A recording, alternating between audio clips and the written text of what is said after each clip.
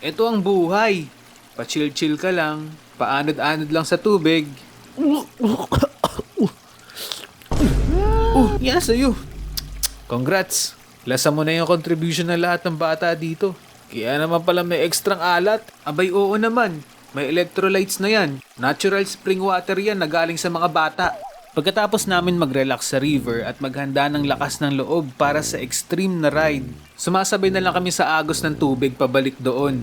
At habang papalapit na kami, palakas ng palakas yung pagtibok ng puso ko. Eto na, nandito na tayo. Ready na ba kayo? Hindi pa. Tara, akyat na. Pagdating namin sa taas, tumingin ako sa baba. Nanginig yung puwet ko sa lula.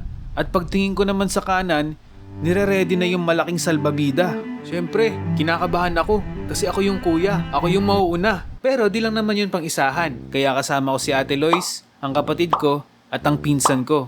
Yung salbabida dito pang-apatan, tapos dapat pantay lahat ng bigat para sa safety.